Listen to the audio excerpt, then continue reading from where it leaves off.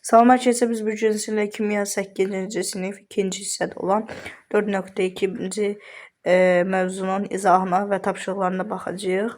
Deməli, başlayaq. Reaksiya sürətinin ölçülməsi. Birincidə deyir, deməli, təyyarə verib. Təyyarə saatda təqribən 800 km məsafə qət edir. Tamam, saatda 800 km. Benzin pompası dəqiqədə təqribən 50 litr benzin pompalayır. Tamam. Çap maşını saniyədə təqribən 10 nüsxə qəzet çap edir. Tamam. Bunlara baxdıq. İndi baxaq. Sürət vahid zamanda baş verən dəyişikliyin ölçüsüdür. Reaksiyanın sürəti vahid zamanda başlanğıc maddələrin sərf olunan və reaksiya məhsullarının əmələ gələn miqdarına görə müəyyən edilir. Məsələn, maqneziumla xlorid turşusu reaksiya daxil olduqda maqnezium, xlorid və hidrogen əmələ gəlir. Bu reaksiyanın sürətini aşağıdakı yollarla hesablamaq mümkündür. 1 dəqiqədə sərf olunan maqnezium, baxın, 1 dəqiqədə sərf olunan maqneziumun kütləsinə görə 1 dəqiqədə sərf olunan xlorid turşusunun kütləsinə görə 1 dəqiqədə əmələ gələn maqnezium xloridin miqdarına görə, bir də ki, 1 dəqiqədə əmələ gələn hidrogenin həcminə görə. Burada niyə həcm dedik? Çünki qazdır ona görə.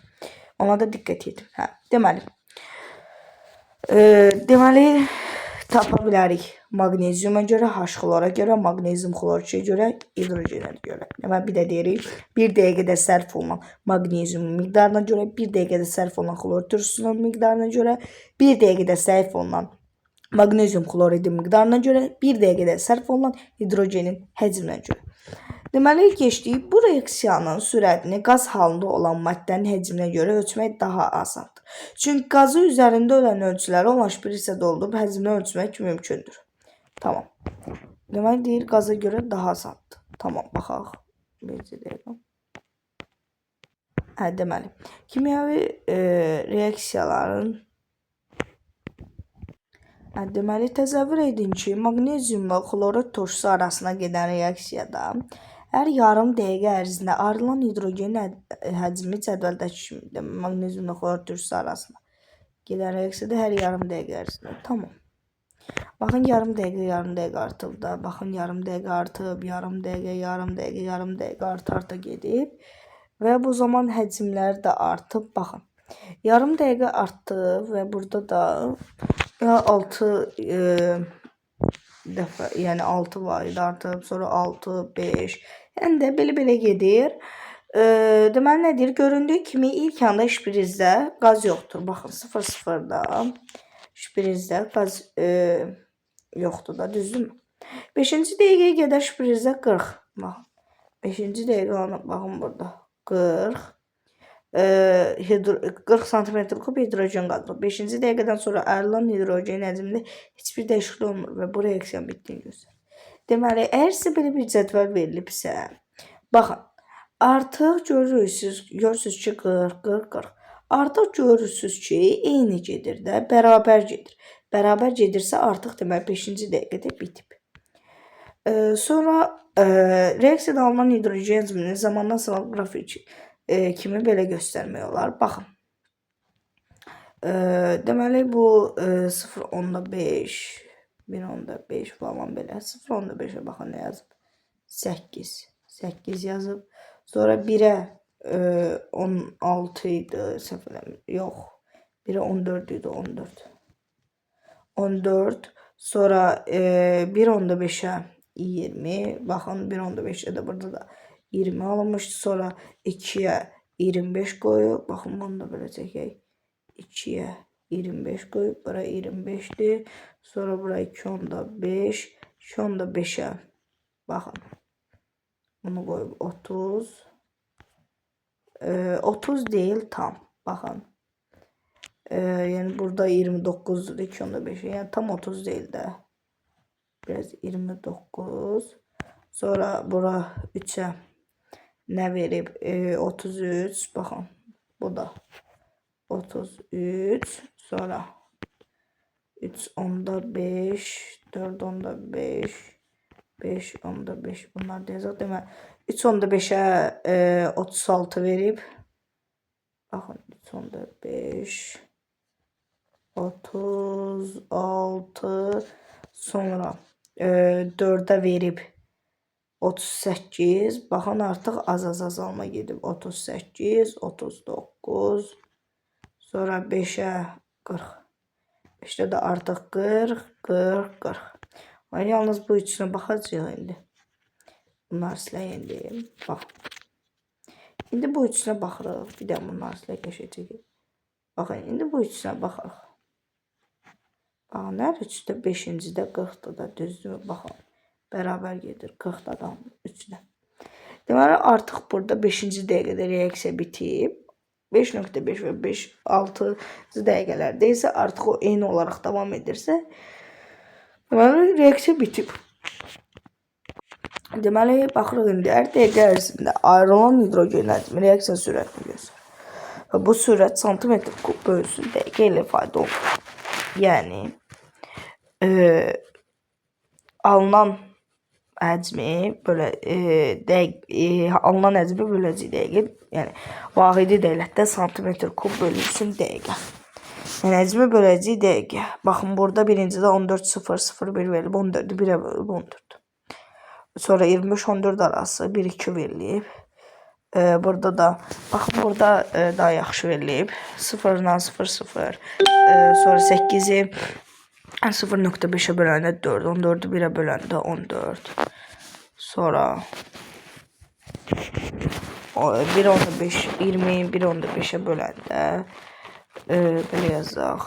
20 bölünsün 1.5, o da bərabərdir 15'də 200, ixtisar getsə 3. Burada da 40, yəni 3'də 40 deyək.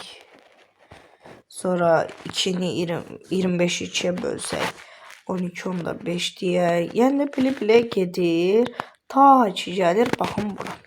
Artıq 40'ı 5'ə böləndə bilirik ki 8 düşür. Yəni burada 8 düşür. Sonra yəni belə-belə davam etmiş olur. Sonra bizə nə deyir?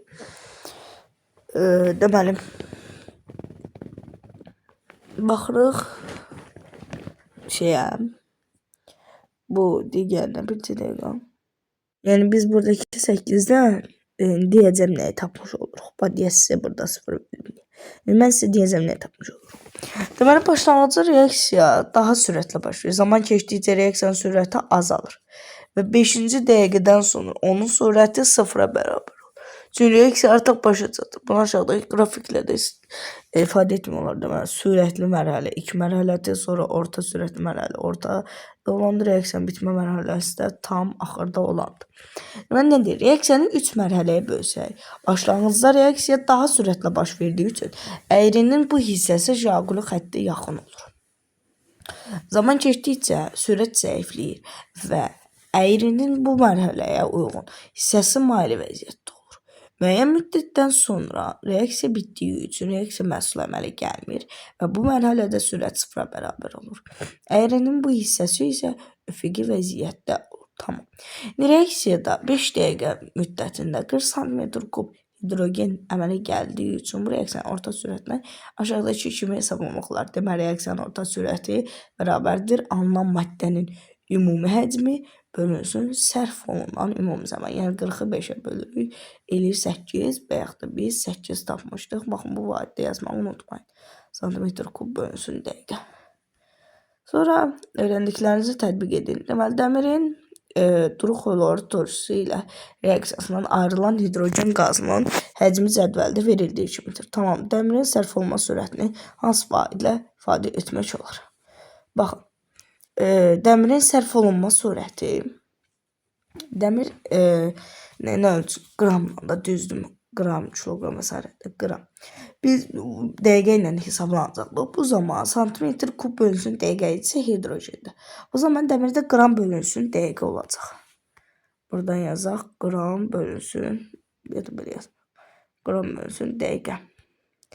İndi hidrogenin əmələ gəlmə sürətini hansı vahidlə? Onu da santimetr kub bölünsün dəqiqə ilə ifadə etmək olar. Sonra 1, 2, 3, 4, 5 və 6-cı dəqiqələrdə reaksiyan sürətini hesablayın. Və birincidə də yəni olduğu kimi 12'ni 1'ə böləcək. 12, 2-ni, yəni 20-ni 2-yə böləcəyik. 10, 26-nı 3-ə böləcəyik. 8 tam onda nə qədər? Yəni onu özünüz hesablayarsınız. Sonra 31-i 4-ə böləndə 7 tam onda nə qədər düşəcək? Sonra 5-i 34-ə böləndə onda da 6 tam onda 8, 6 tam onda 9 kimi bir şeylər düşəcək. 36 6-ya böləndə 6, 36-nı 7-yə böləndə də 5 tam onda nə qədər? 36-nı da 8-ə böləndə 4 onda 5 kimi bir şeylər düşür. Sonra deməli, yəni belə gedəcək. Sonra hansı zaman aralığı reaksiya daha sürətlə baş verir? Hansı zaman aralığında reaksiya daha sürətlə baş verir? Baxın 0-1 aralığına baxın. 0-dan 12-yə qalxıb.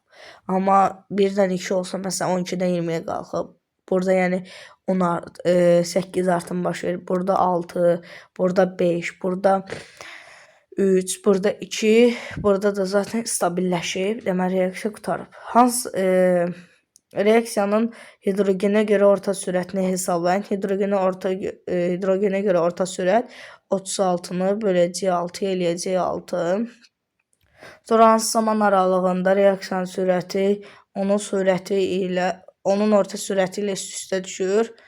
Deməli hansı zaman aralığında reaksiyanın sürəti? Orta sürət 6-dır.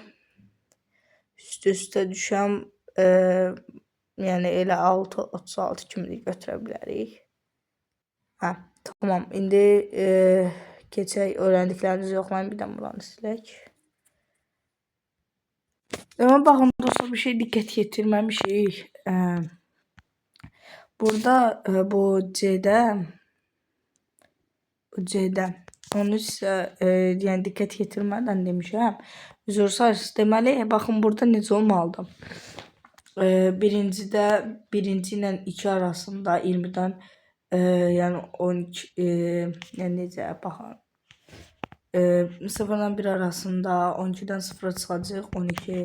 Sonra ikincidə 8, üçüncüdə 6, dördüncüdə 5, beşincidə 3, altıncıda 2, yedincidə də 0, zaten belə 0, 0, 7-cədə. Bunlar belə bölək. Yəni belə düşməlidir. Yəni 0-dan 1 arasında olan 12-dən 0, 12 eləyəcək. Sonra 1-dən 2 arasında olanda 20-dən 12, 8 eləyəcək. Yəni eyni ilə burada da var. Yəni 0-dan 1, 1-dən 2, 2-dən 3, 3-dən 4, 4-dən 5, 5-dən 6, yəni elə. Deməli, burada da deyirdi ki, hansı zaman aralığı reaksiya daha sürətli yox. Reaksiyanın, baxın, F variantıdır. Az zaman aralığında reaksiya sürəti onun orta sürəti ilə üst-üstə düşür. Dedi ki, onun orta sürəti 6-dır. Burada da 3-cü dəqiqədə üst-üstə düşür. Sonra keçdi öyrəndiklərinizi yoxlayın. Deməli, verilmiş reaksiyanı söz təlini ilə ifadə edin. Bu kalsiyum karbonatdır. Kalsiyum karbonat.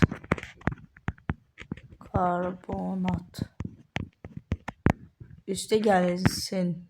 H xlor verilir. Xlor turşusu. Xlorid turşusu alınır. Buradan yazaq. Bir dəqiqə alınır. Kalsiyum xlorid. Kalsiyum xlorid. Bir dəqiqə. Kalsiyum xlorid. Bir də ki karbon qazı və su üstə gəlsin. Karbon qazı plus su. Yəni belə yazasınız. Kalsiyum karbonun üstə gəlsin. Xlor turşusu alınır. Kalsiyum xlorid, karbon qazı və su. Kalsiyum karbonat yəni parçalanır da, yəni o karbon qazı ilə suya parçalanır davamsız. Keçir ikinci reaksiyanın sürətini 5 yolla necə hesablamaq olar? Gəlin göstərim. 5 yolla necə hesablamaq olar? Deməli, birinci yol kalsiyum karbonatın kalsiyum karbonatın sərf olunan 1 dəqiqə ərzində kalsiyum karbonatın sərf olunan miqdarına görə 1 dəqiqə ərzində H xlorun sərf olunan miqdarına görə, sonra 1 dəqiqə ərzində kalsium xlor 2-nin əmələ gəlmə miqdarına görə, 1 dəqiqə ərzində karbon qazının CO2-nin əmələ gəlmə miqdarı, bir də ki 1 dəqiqə ərzində H2O-nun əmələ gəlmə miqdarı. Yəni 5 dənə olmuş oldu. Sonra reaksiyada dəmirin sərf olma sürətinə hansı faydalı ifadə etmək olar cavabınızı əsaslandırın. Biz bayaq da dedik, nə ilə ölçülür? Qramla ölçüldüyünə görə qram bölsün dəqiqə. Yəni dəqiqə var. Çünki 1 dəqiqə ərzində sərf olma və əmələ gəlmə deyirik. Dəmir də yəni litrlə ölçülmür. Kilometr deyil, qram olmuş olacaq. Cavabı da C variantı olmuş olur. Deməli 4.2 bu qədər. Sağ olun dostlar. Gəlin dərslərdə görüşənədək kanalıma abunə olub like atmağı unutmayın.